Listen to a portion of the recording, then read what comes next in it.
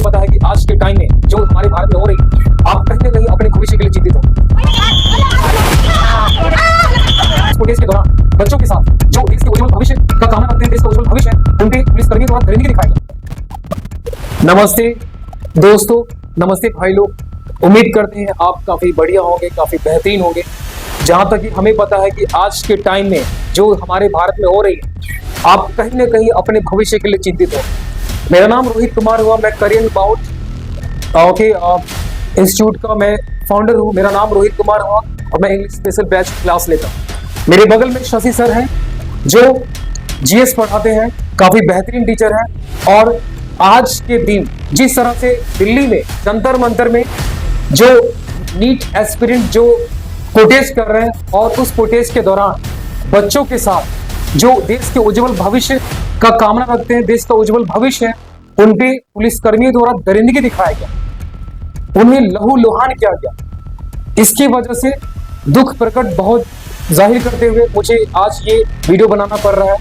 और इसी के ऊपर आज हमारे सर कुछ बोलना चाहेंगे कि उन बच्चों का भविष्य का क्या होगा, क्या भारत का भविष्य पहले जैसा रह पाएगा या क्या भारत का भविष्य उज्जवल हो पाएगा, क्योंकि यहाँ के जो उज्जवल भविष्य बच्चों पे ही लाठीचार्ज और उन्हें लहूलुहान किए जा रहे हैं। जिस तरह से दरिंदगी इन लोगों ने मचाया है, जिस तरह से दरिंदगी इन लोगों ने मचाया है, वो काबिलियत क्या बोल सकते हैं, एक शर्मिंदगी और दरिंदगी है।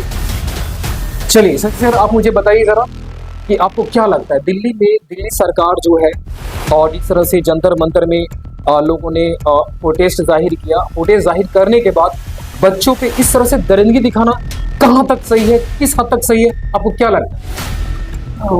हमें यहाँ पे ये लगता है कि ये बच्चों से नाइंसाफी हो रही है, क्योंकि वो उनका हक है। पीसफुल जो प्रोटेस्ट कर रहा है वो उनका हक है।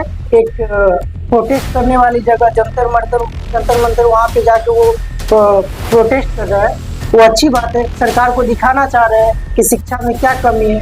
बच्चे वो अपने मूलभूत अधिकार के लिए वहाँ पे गए। चलिए, मतलब शशि सर ने बताया कि बच्चे अपने मूलभूत जो अधिकार है, क्योंकि काफी कड़ी मेहनत करना होता है, बहुत कड़ी मेहनत करने के बाद उनका एक सपना होता है कि हम नीट का एग्जाम क्रैक करें और एक कहीं सीट अपने आप को रिजर्व करें ताकि भविष्य में वो डॉक्टर बन सके। क्या उनका ये सपना देखना सही नहीं?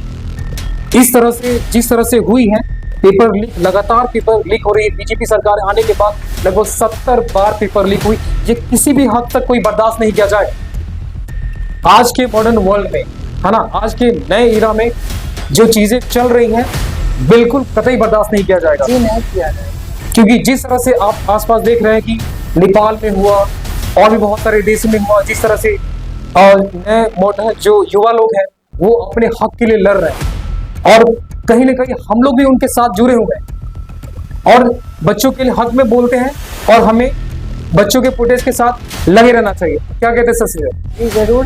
बच्चे वहाँ पे पीसफुली प्रोटेस्ट कर रहे हैं तो सरकार को उनकी बात सुननी चाहिए और जो सरकार से होना चाहिए। और यहाँ तो धर्मेंद्र प्रधान की इस्तीफा चाहिए ही चाहिए, क्योंकि उनसे पेपर लीक का जो होता है वो बंद हो नहीं रहा है उनसे, तो उनको अपने पद को त्याग देना चाहिए, जैसे कि दूसरे देशों में होता है। इंग्लैंड का देख लेते हैं कि वहाँ पे जो प्रधानमंत्री होता है अपना अगर कार्यभार नहीं संभाल पाते तो वो खुद ही इस्तीफा दे देते हैं। वहाँ पे लोकतंत्र है।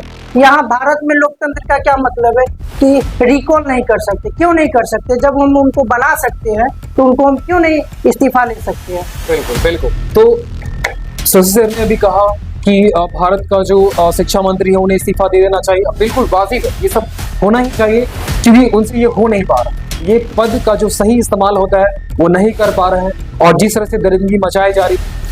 एक बात बताइए, अब जी एक बात बताइए, बच्चे जो है क्या अपने हक के लिए ना लड़े?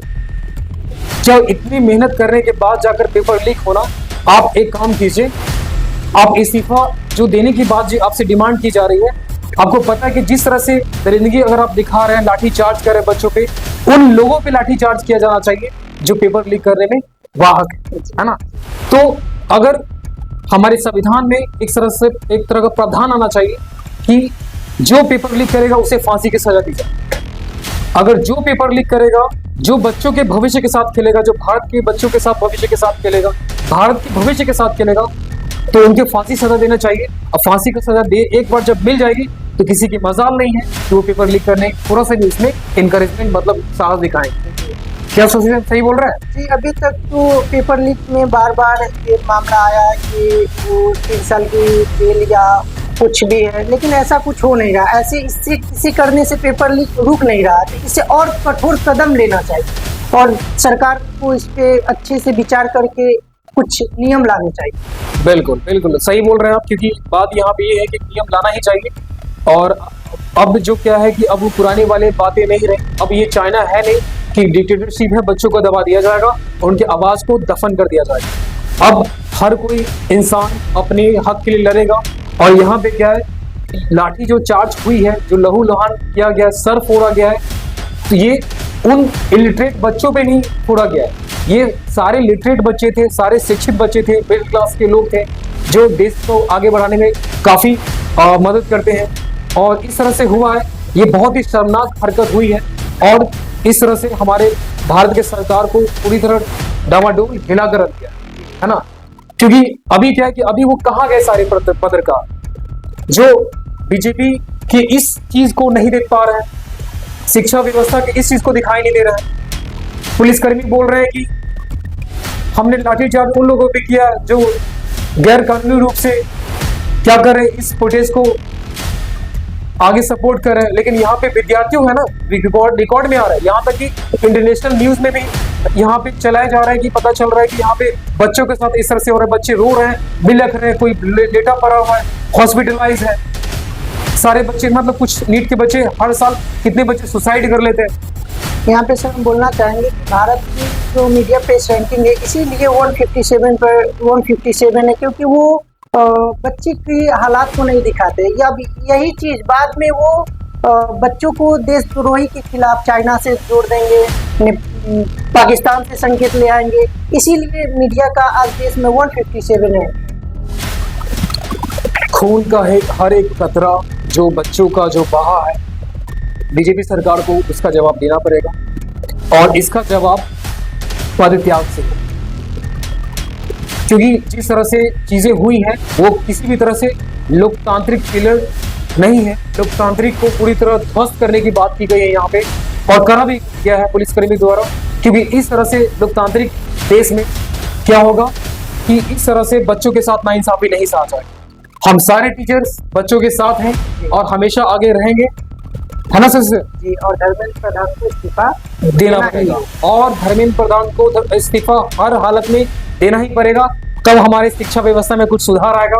और आज नरेंद्र मोदी जी चुप हैं, इस चुप के पीछे उन्हें जवाब देना पड़ेगा। उनका चुप रहने से कुछ नहीं होने वाला है, उन्हें जवाब देना ही पड़ेगा और इस सिस्टम को ठीक करना ही पड़ेगा। तो आज से हम यही विदा लेते हैं, तब तक के लिए टाटा बाय बाय, हंसते रहेंगे, मुस्कुराते रहेंगे। वेल है ना, मिलते हैं छोटी सी ब्रेक के बाद।